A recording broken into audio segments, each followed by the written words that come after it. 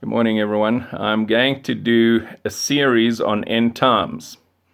And I'm going to start off with the New World Order. I'm not an expert on it, but I've done a lot of studies on the different groups like the Bilderbergs, the Council on International Relations, and so on. And so I think I know quite a bit about it. Anyway, let's get going. Who and what is the New World Order, or One World Order? I'm glad you asked. Everyone speaks of the New World Order quite freely, but I've heard very few actually define it. Obviously, there's reason for that. Many of them are hiding behind a curtain, pulling the puppet strings. The New World Order is a group of highly influential people who have a clandestine agenda to take control of the world. It is not a solitary corporation, an NGO, an NPO, or a legal entity as such, but it's a group of companies and organizations that have come together and they're bent on maximizing financial reward and power in order to create a global organization, federal world government, so to speak, as envisaged by Professor Lionel Curtis. He was the initiator of the Royal Institute of International Affairs.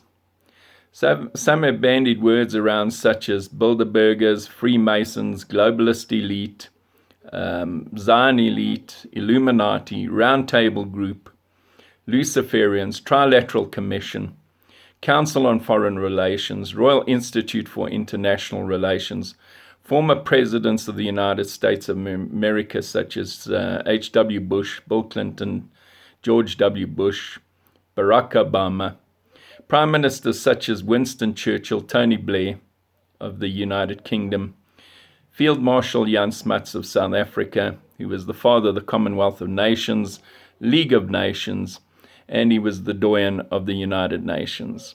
He wrote the preamble to the United Nations.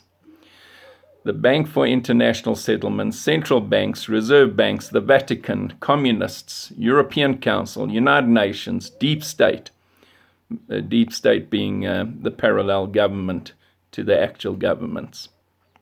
And normally it's the bureaucratic agencies. The Crown, referring to the Crown Templar and legal system of Great Britain, which obviously forms the framework of most of the Western legal systems. The European royal families, the American dynasties such as the Rockefellers of Standard Oil, Carnegies of steel manufacturing, Ford of Ford vehicles, Morgans of central banking and General Electric, Coffin of General Electric, Astor of who were financiers. The German dynasties were the Rothschild family. It's said de Rothschild, not Rothschild, because it's German. Warburg, central bankers. The British influence was Cecil John Rhodes, who was Prime Minister of the Cape Colony, and Lord Alfred Milner, who was Governor of the Cape Colony at one time, etc. It can all be all of the above and even more. On the 27th of April 1961, President John F. Kennedy spoke about the dangers of these secret societies and of the New World Order. It possibly cost him his life. Professor Carroll Quigley from Charleston University studied secret societies for over 20 years and wrote about his findings in a book called Tragedy and Hope, which was published in 1966.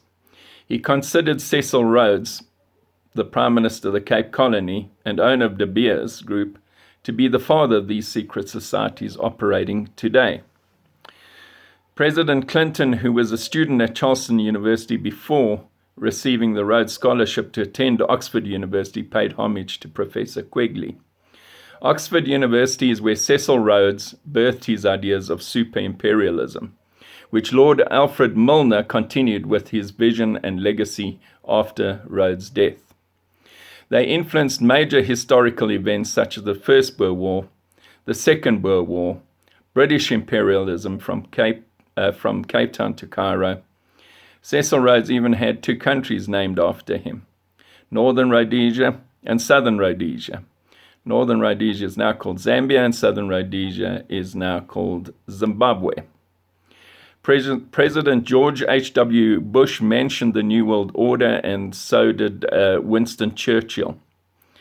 And his friend, Winston Churchill's friend, Field Marshal Jan Smuts, also spoke about the New World Order after World War II. He spoke about it in Johannesburg, South Africa.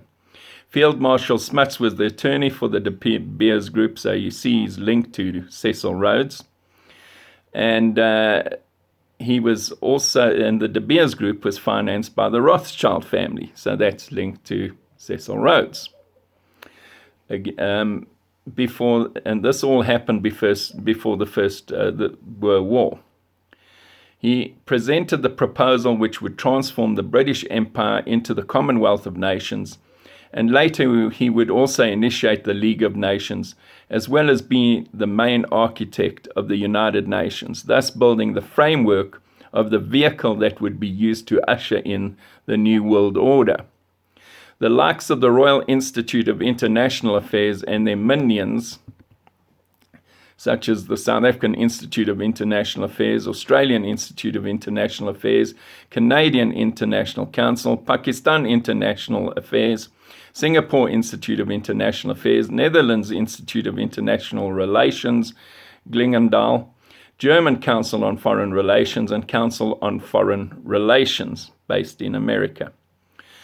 They propose and influence the United Nations in getting governments to sanction their New World Order agenda. The local councils and government agencies will then implement these global agendas, such as Agenda 21. The voters ultimately end up with no say in it because the bureaucrats who are unelected then run the show. It's a global agenda that infiltrates countries at local government level. In the European Union, members of the European Parliament are elected by their constituents in their relevant countries. That's all very democratic. But the problem you have is they're not the ones making the laws.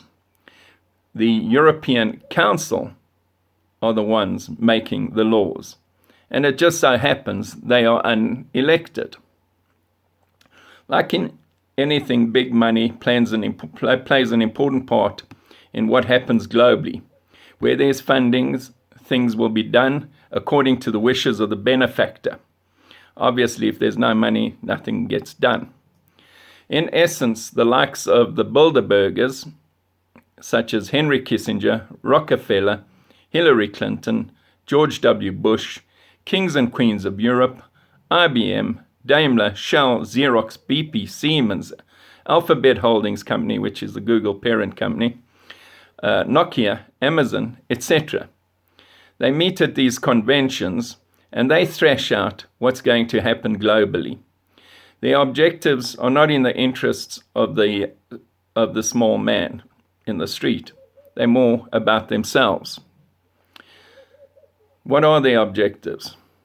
Their objectives is to create a one-world government which is controlled by those who are unelected and unaccountable to anyone but themselves. Not all their objectives are bad, but if the tree is rotten, the fruit will be rotten too. Other objectives to bring an end of nationalism and diversity of cultures, to have a multiracial society, to undermine your right to vote, to your right of equality of law, your right of peaceful assembly and association. Isn't that what's happening right now with coronavirus? Your right to freedom of opinion and information. Government's already telling us what we cannot say, even now in this pandemic. Your right to freedom of religion. Christianity is being marginalized in the West, such as the United States, the United Kingdom, and other European countries. To have a cashless society, the implementation of microchip implants, which is already happening in Sweden, To do away with gender, schools are teaching young children that if a boy says he's a girl, then everyone must call him a girl, and vice versa. To encourage homosexuality and bisexuality. Everyone will be suburbanized into big cities. The United Nations is using Agenda 21 to move rural populations into urban areas. They've called it sustainable development. They want to monitor you by using implanted microchips to track you. They can see who pays, where you've paid for the item, what you buy, where you bought it. Already computers or phone devices are being hacked into by intelligence agencies. Whatever you can see on the phone, they can see it too. Whatever you can do on the phone, they can do it too. Every word spoken or a message is recorded by the relevant service providers. They can see through your camera lens, whether it's switched on or not. We are entering a time in our lives where nothing will be private anymore.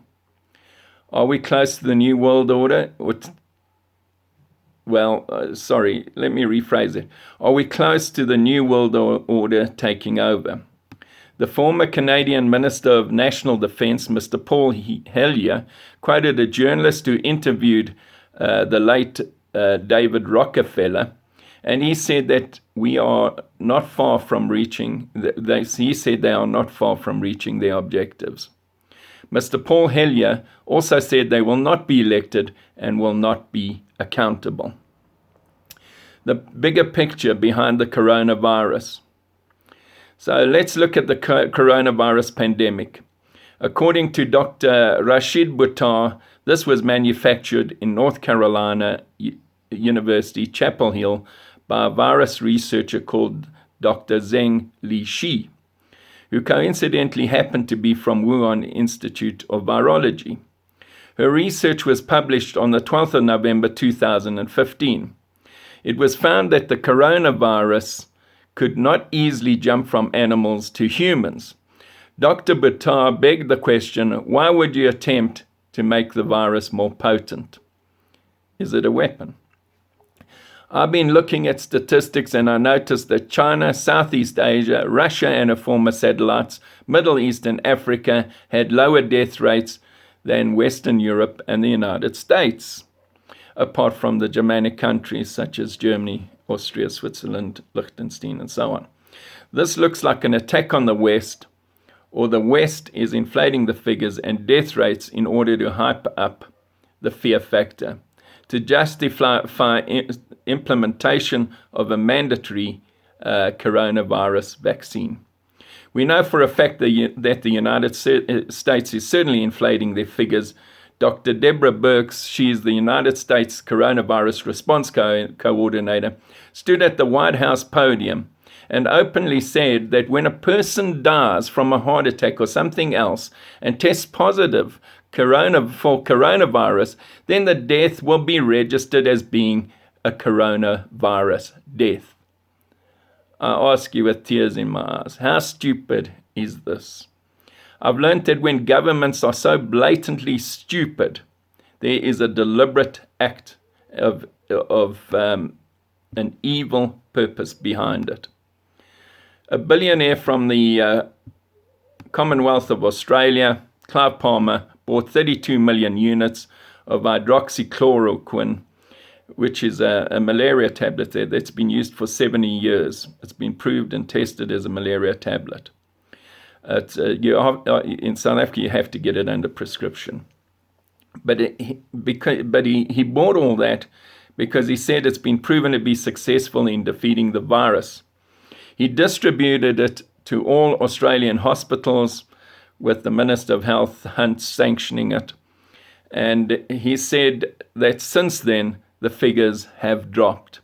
And in fact, Australia has one of the lowest death rates in the world. My question is, if it works, why would you offer the drug to those who are dying of coronavirus? Why wouldn't you offer it to them?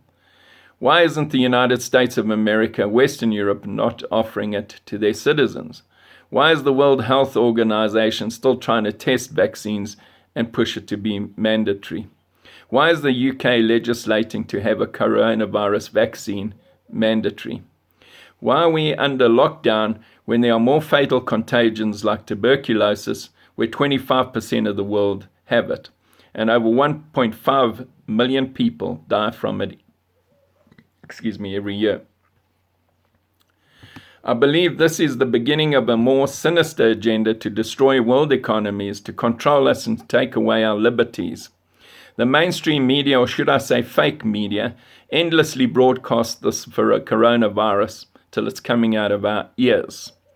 They're trying to create panic, fear, and insecurity. They show fake film footage of hospitals being inundated with patients, and when you get to the hospitals, there are no patients there. I mean, I had a friend there. She was there on the 2nd of May, 3rd of May. She said it was like a ghost town in the UK hospital that she was in. But they use fake footage that's not actually from the hospital. Washington Post had an article, COVID-19, a crisis fit for the New World Order. Do you still think the New World Order is merely a conspiracy theory? I believe this is a conspiracy by the New World Order with the help of the World Health Organization to groom the world for what is to come. If we don't wake up now to what is happening, next time it might be too late.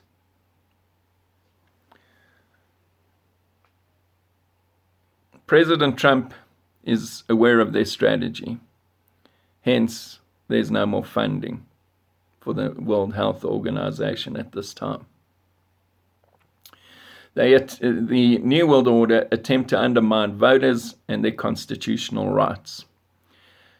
When President's time of office has lapsed possibly in 4 years and 8 months' time, we can look at the ushering in of the Antichrist and the beginning of the Great Tribulation. I believe World War III will be instigated by the New World Order in order to control the globe before the Antichrist is known. It could be bioweapons, it could be conventional weapons, it could even be nuclear weapons, who knows. Many of these things Yeshua spoke about are coming to pass in these days. I believe we are in the 11th hour. I've written a relevant but very vague and condensed version of how things will unravel in the last days. There are wars where nation will rise up against nation. The Greek word for nation is ethnos, so ethnic wars will take place. There's an increase in diseases. There are more earthquakes, plagues, pestilence. Crime is increasing. There is a lack of love towards children due to their lawlessness. Believers are being marginalized and persecuted. The Bible is being undermined by governments. There's an increase in people claiming to be prophets of God when they're in fact false prophets. False doctrine is being expounded. However, Yeshua said, if it were not for the elect, the believers, he would not cut these days of great tribulation short. Thank you very much. This is Pastor Glen Stewart, and the next bit that I will be talking about is the Great Tribulation, the millennium, and so on. Bless you all.